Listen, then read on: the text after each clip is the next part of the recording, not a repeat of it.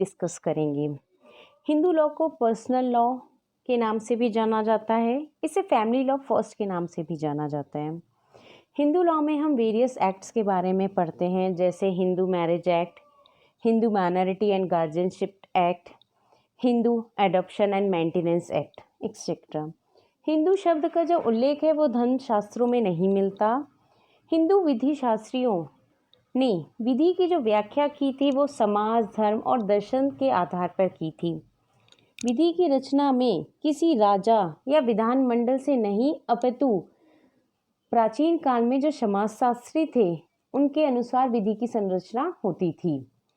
प्राचीन काल में विधि को धर्म का एक बड़ा भाग माना जाता था। धर्म का अर्थ होता था धारण करना, अर्थात जो गुण, वस्तु, कार्य धारण करने योग्य हो उन्हें धर्म की कोटि में रखा जाता था। धर्म के अंतर्गत मनुष्य के सभी प्रकार के धार्मिक, नैतिक, सामाजिक, विधिक कर्तव्य आ जाते थे। हिंदू विधि क्या है? वह विधि जो हिंदुओं पर लागू होती हो हिंदू विधि कहलाती है। हिंदू विधि की सीमाएं क्या हैं? हिंदी विधि भारतीय न्यायालय द्वारा सीमाएं लागू की गई हैं एवं न्याय, साम्य, सद्विवेक के कारण जो भी समस्या उत्पन्न होती है उनके द्वारा जो विधि बनती है वो सीमा निर्धारित की गई है। हिंदू कौन होता है? हिंदू विधि हिंदुओं पे अप्लाई होती है, तो इसलिए सबसे पहले हमको यह जानना आवश्यक है कि आखिर हिंदू कौन है। भारत के अंदर हिंदू मेजॉरिटी की कम्युनिटी है। हिंदू की कोई परिभाषा नहीं दी गई। यह धर्म है कि संप्रदाय। हिंदू मैरिज एक्ट 1955 के सेक्शन 2 में हिंदू की परिभाषा दी गई है। हिंदू शब्द में वे सभी लोग सम्मिलित हैं जो धर्म से हिंदू हों और जो जन्म से हिंदू हों। जो जन्म से हिंदू हैं अर्थात जिनका जन्म हिंदू माता पिता द्वारा हुआ हो।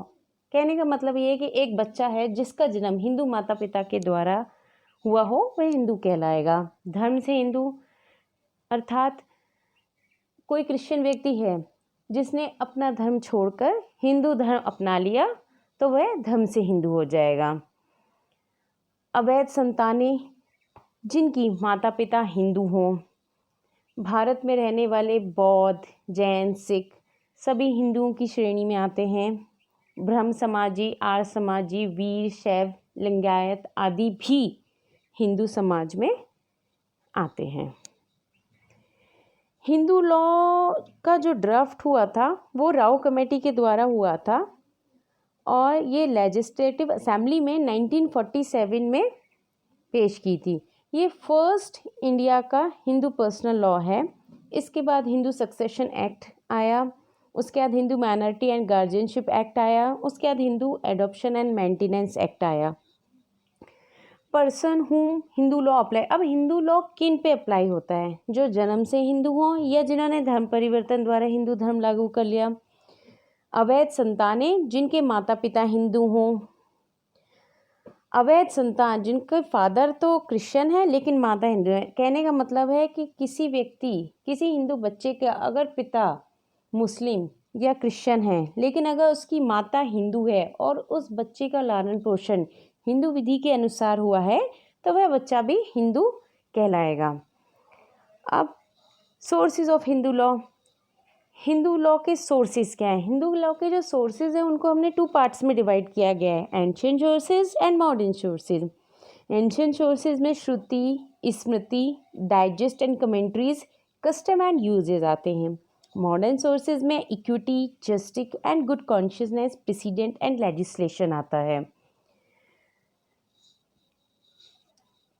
सोर्सेज ऑफ हिंदू लॉ का जो फर्स्ट टॉपिक है एंशिएंट सोर्सेज, अब हम उसको डिस्कस करेंगे। श्रुति। श्रुति वेद का पर्यायवाची है। ये हिंदू विधि का महत्वपूर्ण सोर्स माना गया है। हिंदू लोगों की ये धारणा है कि जो हिंदू लॉ है वो ईश्वर की देन है।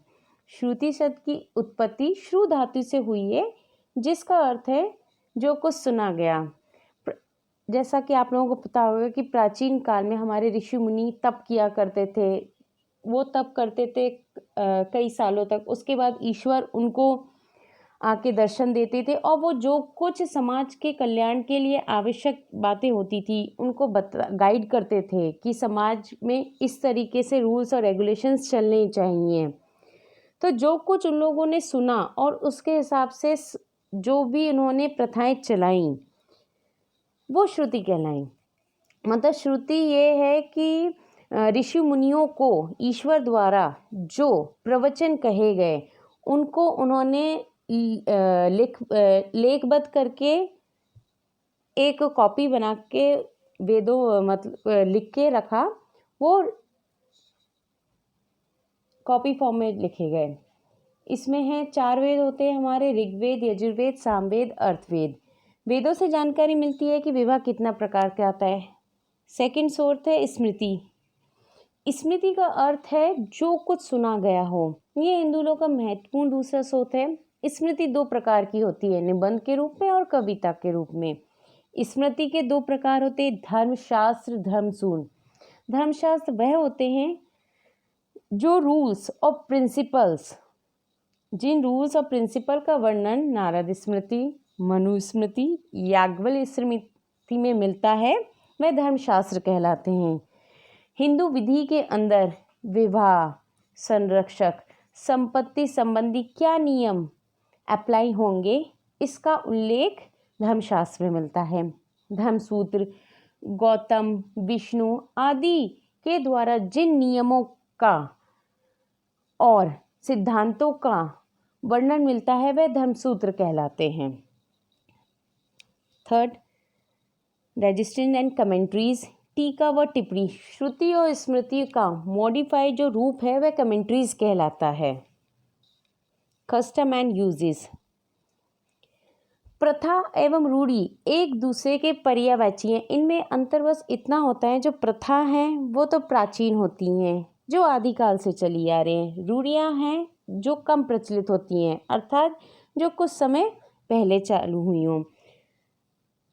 टाइप्स ऑफ कस्टम, रूढ़ियाँ कितने प्रकार की होती है? 3 प्रकार की रूढ़ियाँ होती है, पारिवारिक रीति रिवाज, जातिगत रीति रिवाज, क्षेत्रीयगत रीति रिवाज।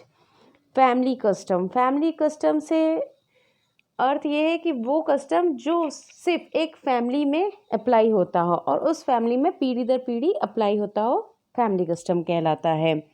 कम्युनिटी कस्टम जो किसी समुदाय में अप्लाई होता हो और वो प्राचीन काल से चला आ रहा है और लगातार चलता आ रहा है। क्षेत्रीयगत जो पर्टिकुलर उस जोग्राफिकल एरिया में अप्लाई होता हो उसे क्षेत्रीयगत कस्टम कहते हैं। Modern sources, equity, justice and good conscious, साम्य, न्याय, सद्भाव। लॉ मेकर्स ने हिंदू लॉ में जो कस्टम गलत थे उनको बंद किया और साम, न्याय, सद्भाव के आधार पे जो भी कुछ नया रूल बनाया इसके अंतर्गत वो आते हैं।